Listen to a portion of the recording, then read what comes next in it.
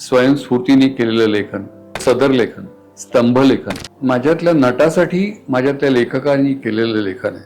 काय लिहिलं जायचं ते कोण लिहितं त्याच्यावर अवलंबून असेल. ऍक्टर असल्याचा लेखकाला आणि लेखक असलेला ऍक्टरला असा कधी कधी फायदा होतो. अभिनयाबरोबरच आपल्या समृद्ध लेखणीतून मराठी साहित्यात तब्बल 30 पुस्तकांचं एक स्वतंत्र दालनच निर्माण करणाऱ्या अभिनेता आणि लेखक दिलीप प्रभावळकर यांचा हा लेखन प्रवास. स्तंभलेखन, श्रुतिका, रोजनिशी, कथा, ललितलेख, विनोदी लेख, व्यक्तिचित्रण, प्रवास वर्णन, पत्रलेखन, नाटिका, एकांकिका आणि नाटक अशा विविध आकृतीबंधातील लेखनाचा हा खजिनाच जणू. मुळात स्वतःला व्यक्त करण्याची उर्मी, urge to express my self, स्वतःला एक अभिव्यक्तीची उर्मी ज्याला म्हणता येईल, त्यातनं हे सुरू झालं. त्यातनं म्हणजे एक आभासी जगामध्ये आपण कोणतरी बदलून व्यक्तिरेखा म्हणून जगणं हे ऍक्टिंगचं झालं आणि स्वतः शब्दातून आभासी जग निर्माण करून त्याच्यामध्ये हे लेखनाची व्यक्त होणं हे लेखनाची उर्मी झाली. तर हे मला वाटतं एकाच वेळेला सुरू झालं असावं.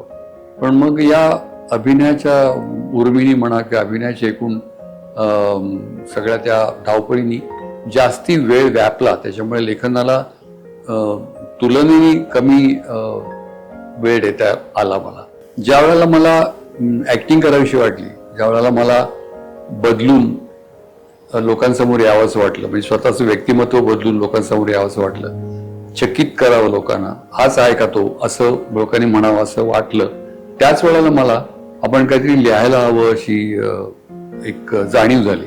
शाळेमध्ये वर्गामध्ये 4थीत 5वीत 6वीत वगैरे असं निबंध लिहिलेलं, त्यातल्या काही ओळी सरांनी वाचून दाखवणं वर्गात, की ह्या दिलीपने असं असं लिहिलेलं आहे त्यांनी वाचून दाखवणं, हे माझ्या आठवणीतलं खूप जुनं हे आहे. त्याच्या असं मला वाटतं की ते शाळेमध्ये सुरू झालं असावं उर्मी लेखनाची. निबंधातनं काहीतरी कधी व्यक्त व्हायचं.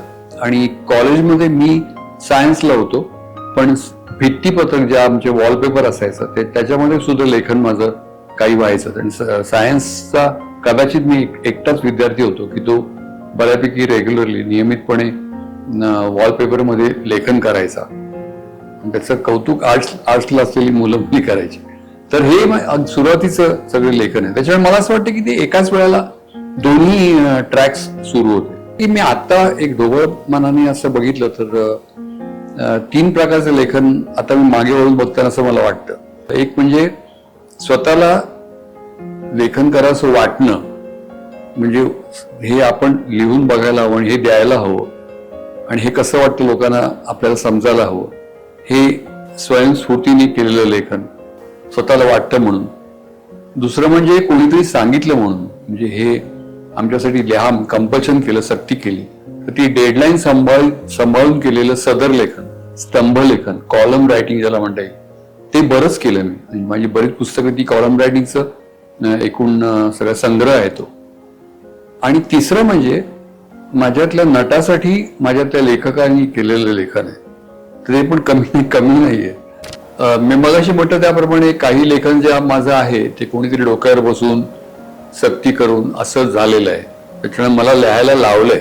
त्याच्यामुळे बऱ्याचशा बाबतीत हे प्रकाशक, संपादक हे जबाबदार आहेत माझ्या एक नियमितपणे होणाऱ्या लेखनाला.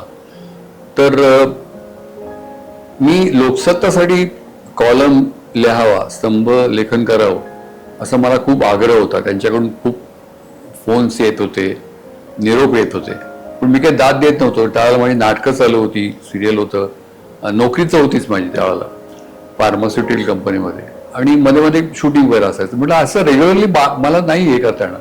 नाही तुम्ही प्लीज वर्षभर कॉलम लिहायचा. तर एके दिवशी त्याचे संपादकच घरी आले माझ्या, म्हणजे मला फारच दादरला, डॉक्टर अरुण टिकेकर, तर ते घरी आले. तर मला फारच म्हणजे संकोचल्यासारखं झालं. तर म्हणाले तुम्ही असं असं लिहा. त्यांना हो म्हटलं आणि मला सुचेना काही. मग मी विचार करता करता हे कुटुंब हे जन्माला आलं, टिपरे कुटुंब. तर त्याच्यामध्ये 3 पिढ्या आहेत, 5 त्याच्यात पात्र आहेत. प्रत्येकाचे स्वभाव वेगळे, वृत्ती वेगळी, मतं वेगळी, सगळ्यांचे हे तरी एक कौटुंबिक सौख्याचे धागे त्यांना बांधून ठेवतात. असे कुठेतरी ते कुटुंब निर्माण केलं मी. आणि त्याच्यावर मग मी प्रत्येक रविवारी एका कुटुंबातल्या व्यक्तीची डायरी लिहित गेलो. म्हणजे काय लिहिलं जायचं ते कोण लिहितं ह्याच्यावर अवलंबून असायचं. म्हणजे त्याच्यामध्ये 5 पात्र होती. एक कुटुंब प्रमुख होता शेखर, त्याची हाऊसवाईफ, तो नोकरी करणारा, त्याची हाऊसवाईफ श्यामला, कॉलेजात जाणारी मुलगी शलाका, त्याच्यावर कॉलेजातनं बाहेर पडलेला क्रिकेट वेडा आणि नोकरीच्या शोधात असलेला शिर्या किंवा श्रीलेश, आणि कुटुंब प्रमुखाचे वडील गंगाधर टिपरे किंवा आबा टिपरे, अशी ती पात्र होती. एका रविवारी एका पात्राची रोजनिशी यायची. तर आजूबाजूला घडणाऱ्या घटनांवरची ती मल्लीनाथी असायची, त्याचे कॉमेंट्स असायचे. बदलतं जग त्या त्या व्यक्तीच्या दृष्टीतनं टिपलं जायचं. आणि मी म्हटलं त्याप्रमाणे काय लिहिलं जायचं ते कोण लिहितं त्याच्यावर अवलंबून असायचं. म्हणजे श्यामला आणि शलाका कधी क्रिकेटवर लिहायचं नाही, क्रिकेट वेळेत ती बाकी 3 जण होते असं. आणि मला या बऱ्याच गोष्टीमध्ये, राजकीय, सामाजिक, सांस्कृतिक, क्रीडा वगैरे बऱ्याच गोष्टींमध्ये थोडंफार एक गतीने म्हणणार पण रस असल्यामुळे त्या सगळ्यांचं कव्हरेज, मी आजूबाजूला घटना होत्या त्यांच्यावरचं मी याच्यावरचे कॉमेंट्स यांच्या दृष्टीतनं ते जग बघता आलं मला. आणि मग यांच्या लिहिण्यामधून त्या व्यक्तीचे स्वभाव पण त्याच्यामध्ये यायचे.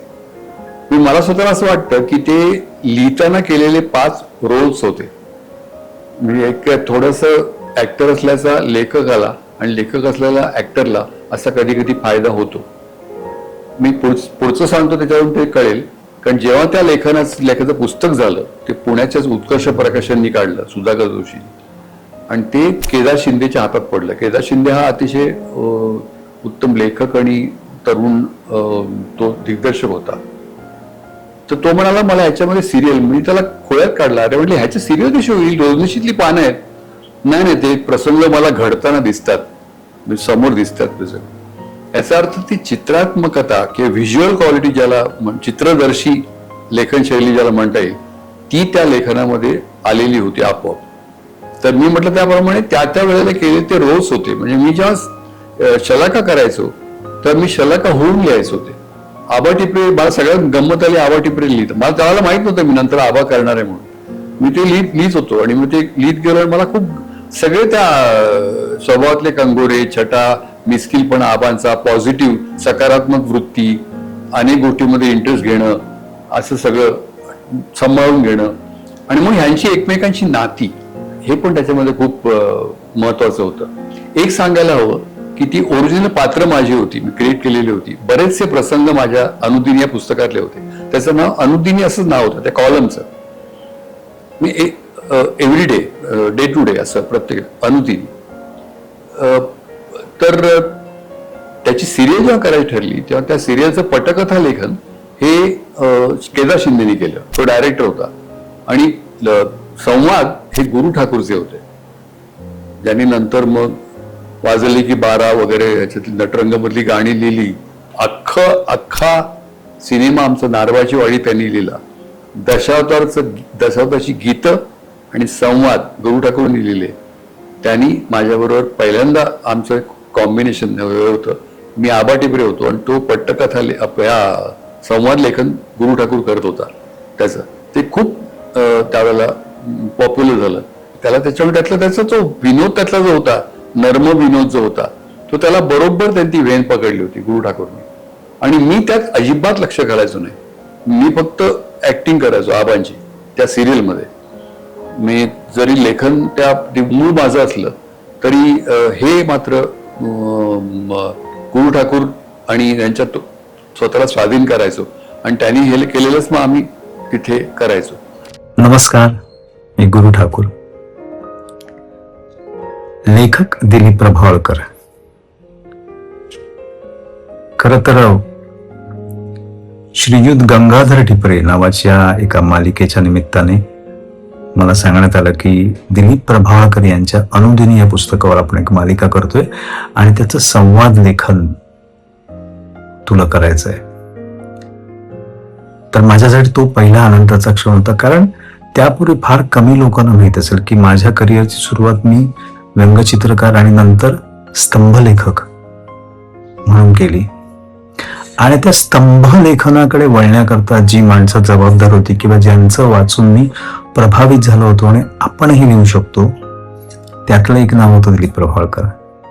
कारण मला वाटतं मी कॉलेजमध्ये असतानाच्या काळात त्यांचे 2 स्तंभ मी वाचायचो.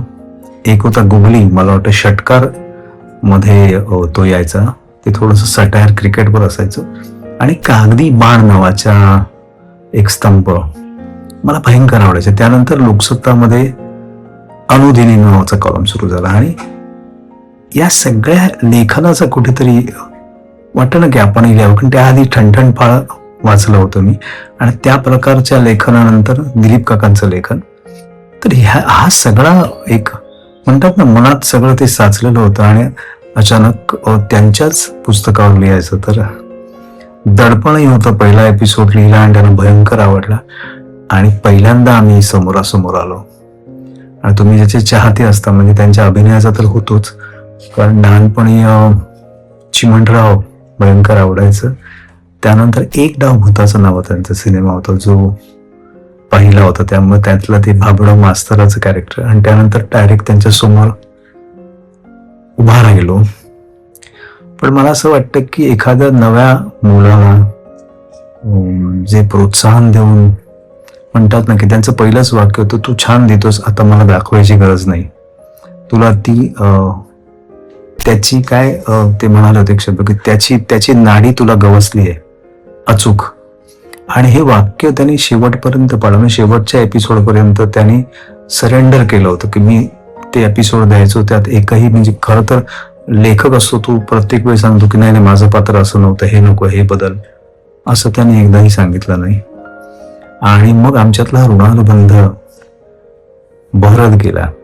टिपरीच्या सेटवर मी कायम असायचो, त्यामुळे असंख्य वेळा त्यांच्या व्यक्तिमत्वातून, त्यांच्या बोलण्यातून, प्रत्येक गोष्टीतून काही ना काही शिकायला मिळायचं.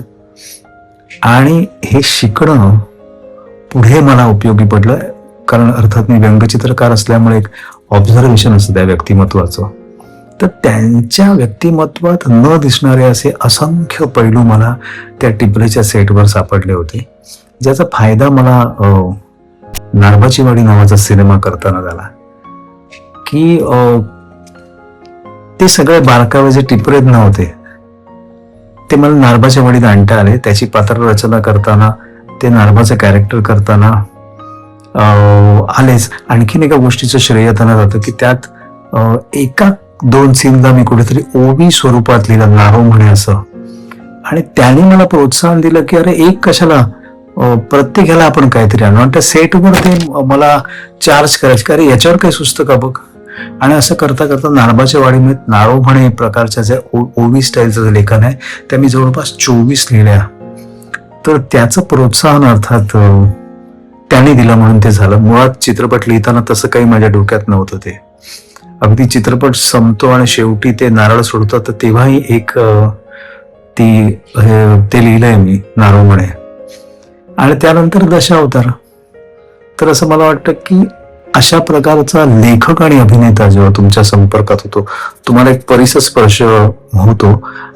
तर तसा परिसस्पर्श दिलीप भैयांचा झाला. आणि त्यांच्या मुळात माणूस म्हणून वागावं कसं, पंक्च्युअलिटी कशी असावी, तुमच्यातला उत्साह कसा टिकवावा, आणि नेमकेची बोलावे, तात्काळ प्रतिवचन द्यावे, कदापि रागासी न यावे, विवेकी पुरुष, असं जर रामदासांनी म्हटलेलं आहे.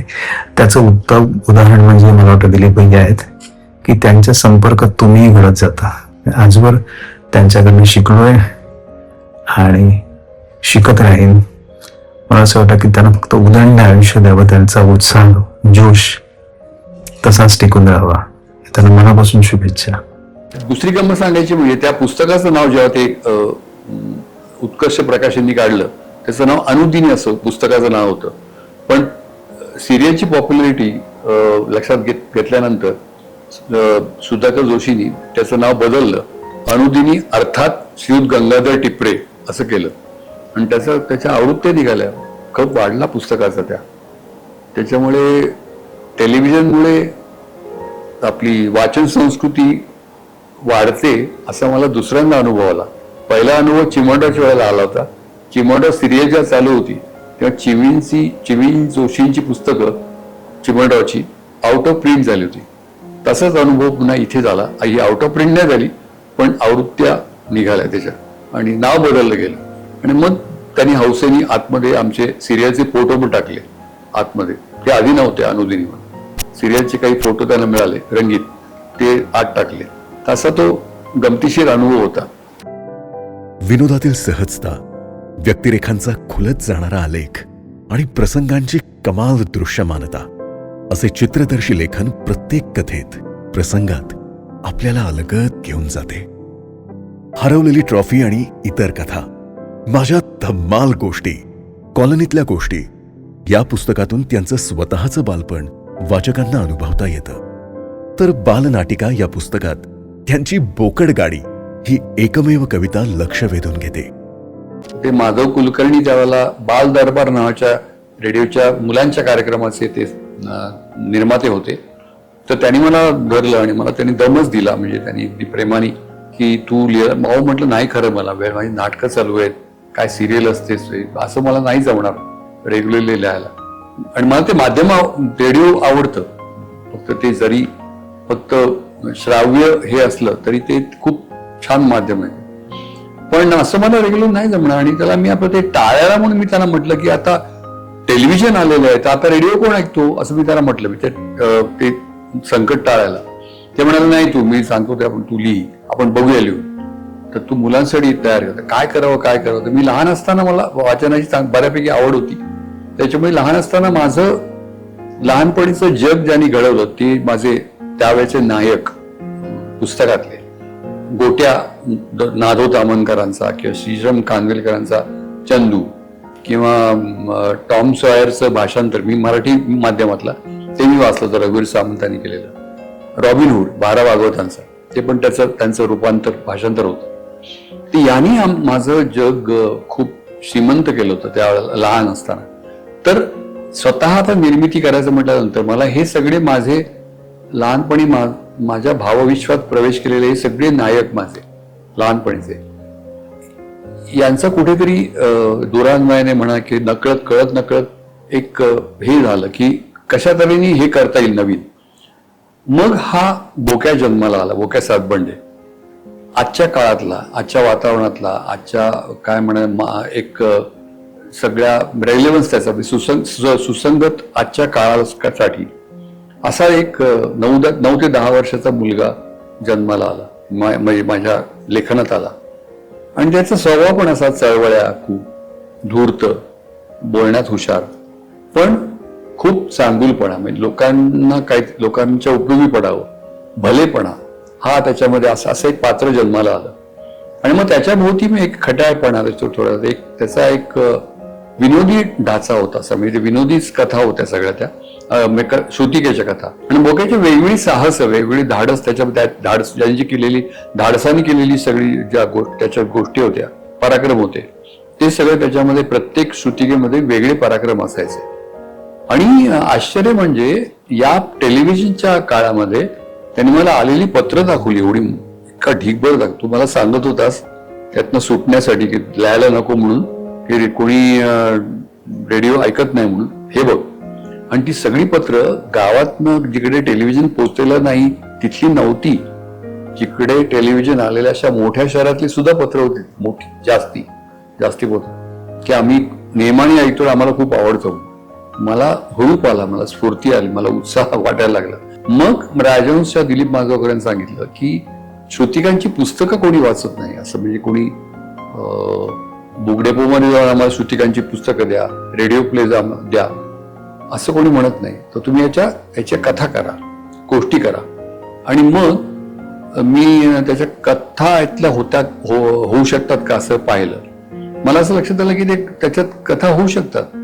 म्हणजे जरी तर संवाद प्रधान कथा मी लिहिल्या, म्हणजे अधिक विस्ताराने त्याचे प्रसंग खुलवले, ती कॅरेक्टर्स, त्या व्यक्तिरेखा खुलवल्या, अधिक व्यक्तिरेखा त्याच्यामध्ये आल्या, ह्युमर अधिक आला, विनोद असा आला.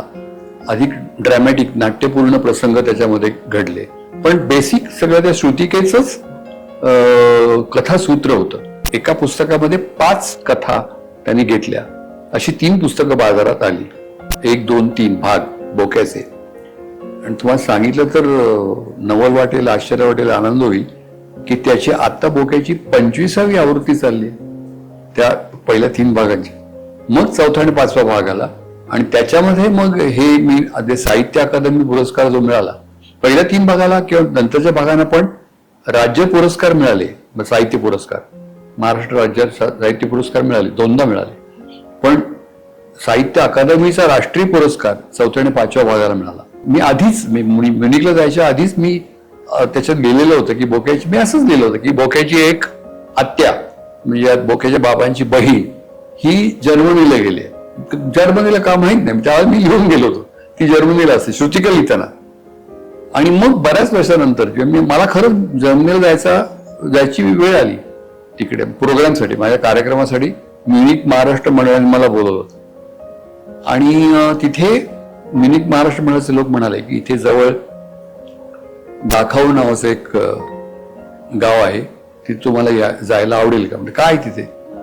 तर दुसऱ्या महायुद्धामध्ये हिटलरनी ज्या छळछावण्या कॉन्सन्ट्रेशन कॅम्प्स केले, ज्यूजना मारायला, कोंडायला, छळ करायला, त्याचा नमुना स्पेसिमेन मॉडेल त्यांनी इथे करून बघितलं आधी. आणि मग त्या भयंकर ज्या अतिशय क्रूर आणि त्याच्याबद्दल वाचवत पण नाही अशा ज्या झाल्या नंतर ऑश्विट्झ वगैरे ऑस्ट्रिया पोलंडमध्ये त्या छळछावण्यानंतर झाल्या, जिकडे हजारो लाखो ज्यूज मारले गेले, म्हणजे अगदी वाईट तऱ्हेने मारले गेले. त्याची ही नमुना म्हणून त्यांनी करून बघितली दाखवची छळछावणी. त्याला आम्हाला घेऊन गेले ते. तिथे असे खूपच अंगावर शहारा आणणारे असे फोटोग्राफ्स आहेत, म्हणजे त्यांना बांधून नेत आहेत सगळे अगदी असे अस्थिपंजर झालेले ज्यू कैदी आहेत. आणि हे असे काळ्या वेशातले त्यांचे ते गेस्टापोचे जर्मन सोल्जर्स आहेत बाजून पहारा करायला. खड्ड्यात त्यांची प्रेतं पडलेली आहेत, त्यांना बांधून नेत आहेत. मग तिकडे आम्हाला दाखवलं त्यांचं कुठेतरी आंघोळ कुठे करायचे, त्यांना हे कुठे करायचे वगैरे असे ते जागा दाखवल्या. त्याच्यामध्ये एक मी असं बघितलं की तिथे एक काचेची पेटी ठेवलेली होती पारदर्शक. त्या काचेच्या पेटीमध्ये एक युनिफॉर्म ठेवलेला होता, गणवेश. तर त्यांनी सांगितलं मला तिथल्या यांनी की असं असं एका युद्ध कैद्याला वॉर ह्याला आतमध्ये नेलं होतं.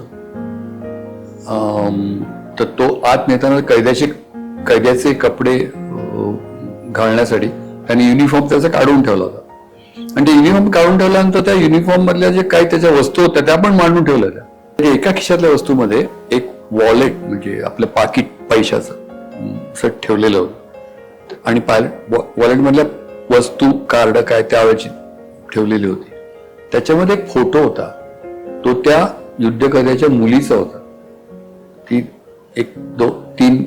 3-4 वर्षाची मुलगी होती, सोनेरी केसांची नाशी. म्हणजे अशी तो फोटो एक्सप्रेशन मला अजून आठवतं. ती अशी बघत होते. त्या मुलीला कल्पना नसेल की आपल्या बापाच्या खिशात आपला फोटो आहे आणि तो फोटो बाहेर काढून ठेवून बापाला मारायला आतमध्ये नेलाय. काय झालं त्याचं माहित नाही. आत गेला तो कधी गेला, त्याला कधी कसा छळ केला, कसं मारलं काहीच माहित नाही. तर ते बघून मला खूप हे वाटलं, म्हणजे असं अंगावर आलं सगळं. ते सगळं एकूणच सगळं ते खूप डिप्रेसिंग आहे. तर मग डोक्यात माझी चक्र चालू असायची नवीन स्टोरीसाठी. आणि मग त्या श्रुतिका संपल्या होत्या आणि मग नव्याने स्वतंत्रपणे काही कथा निर्मिती चालली होती. म्हणजे याची कथा नव्हती, या 3 स्वतंत्रपणे कथा लिहिली गेली त्याच्यात. तर मी असं त्याच्यामध्ये लिहिलं की तो प्रसंग रचला की मग सगळी अख्खी फॅमिलीच तिकडे जाते. मग आजीला थंडी वाजून येऊन थंडी, जर्मनीची थंडी, मग ते सगळं तिला लोकरीचे कपडे बिडे घालून ती फिरायला जाते. बाबा अमुक. मग आत्याच्या मुली त्या जर्मन उत्तम बोलतात तिथल्या असल्यामुळे. मग आत्ते बहिणी म्हणजे बोक्याच्या त्या, तर ते मग हे बघायला जातात. आणि ती काचेची पेटी बोक्या बघतो. तर मी असं लिहिलं होतं की बोक्या बघतो आणि बोक्या म्हणतो की मला या मुलीला भेटायचंय म्हणून त्याच्या डोक्याने घेतलं. बोके चित्र खूप छान काढतो असं त्याच्यात बोक्याच्या कथांमध्ये आहे. आणि मग तो त्यांनी काढतात पडतात ती आहे जिवंत अजून, आणि ती ऑस्ट्रिया आणि जर्मनीच्या सीमारेषेवर कुठेतरी एक गाव आहे तिथे ती आहे. मग तिथल्या एका लोकलेच्या मदतीने एक आतेबहिणीच्या आईच्या बरोबर येते आणि ते जातात तिकडे तिला भेटायला. आणि हे सगळं प्रकरण आणि तो भयंकर डिस्टर्ब झाल्यामुळे तो चित्रात काढतोय हे सगळं. काय रक्ताचा पाऊस आणि असं काय काय तुम्हाला नीट आठवत नाही ते. रक्ताचा पाऊस पडतोय, सगळे असे छत्री घेऊन उभे आहेत, त्यात मुलं आहेत, कवट्यात पडलेले आहेत, अशा हाडं पडलेली आहेत, मुलं ह्याला मारलेले आहे माणसांना वगैरे, असं काय की त्याच्या स्वतःच्या कल्पनेतून चित्र काढतो. टेलिव्हिजन कुठल्या वृत्त संस्थेला कळतं की भारतात एक मुलगा इथे आलाय आणि असा तो शोध घेत तिथे गेला, असं त्यांनाही बातमी वाटते.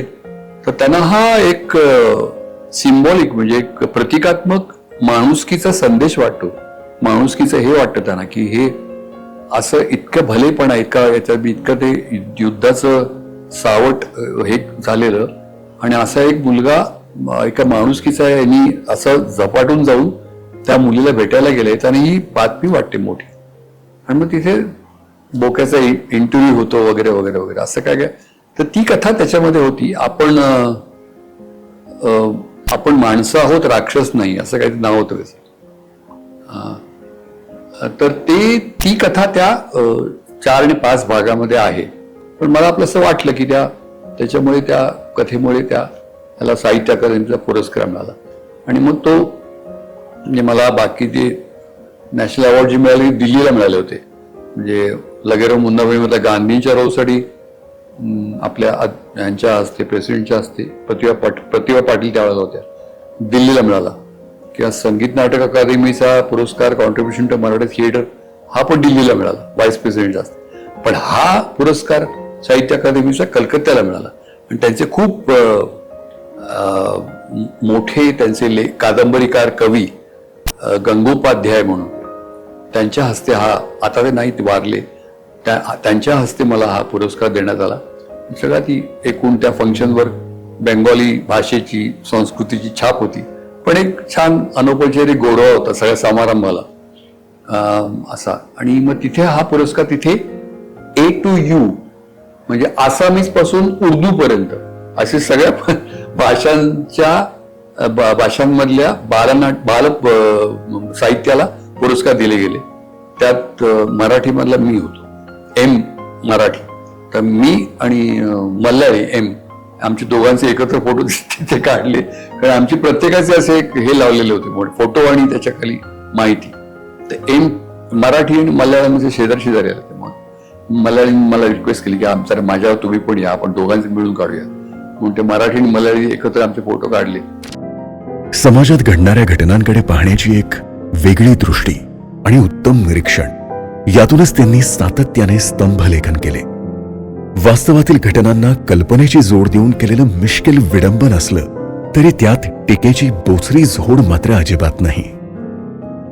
जसं मला गुगली लिहिण्यासाठी निखिल वागळेंनी हे केलं, म्हणजे खूप प्रेशराईज केलं, खूप माझ्या दडपण आणलं गुगली. आणि त्याच्यामुळे मी सातत्याने लिहू शकतो आणि असं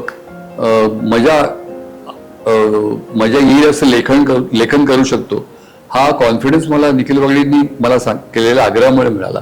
तसंच त्यांनी महानगर या सायन दैनिकामध्ये मला करंट टॉपिक्सवर असं लेखन करायला सांगितलं, करंट टॉपिक्सवर. तर ते कागदीबाण. तर ते त्याच्यामध्ये मी डे टू डे हॅपनिंग्स ज्याला म्हणता येईल, आजूबाजूला घडणारे प्रसंग, त्याच्यावरची कॉमेंट्स मल्लीनाथ ही त्याच्यामध्ये होती. तर मला हे लेखन कसं करावं हे सुरुवातीला कोडं पडलं होतं. म्हणून मी काही वेळाला एक गायडन्स म्हणून ते विजय तेंडुलकरांचं कोवळी उन्हे हे वाचलं, परत जयवंत दळवींचं ठणठणपाळ वाचलं, अलाणे फळाणे वाचलं. आणि पूर्वी बीजीबी नावाचे हिअर अँड अबाउट म्हणून लिहायचे, त्यांचं खरं नाव बेराम कॉन्ट्रॅक्टर, ते इव्हिनिंग न्यूजमध्ये लिहायचे. ते हे कसं लिहिलं जातं याच्यावर बघितलं मी. आणि मग त्यातला तो मिस्किलपणा वगैरे लक्षात आला माझ्या.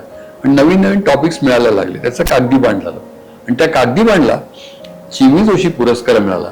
तर चिमी जोशी पुरस्कार मला खूप आनंद झाला. याचं कारण असं की ज्यांचा चिमणराव मी साकारला आणि ज्यांच्यामुळे ज्या चिमणरावमुळे मी घराघरात पोचलो त्या चिमी जोशींचा त्यांच्या नावाचा हा पुरस्कार मला माझ्या लेखनाला मिळावा हे खूप मोठं भाग्यच आहे.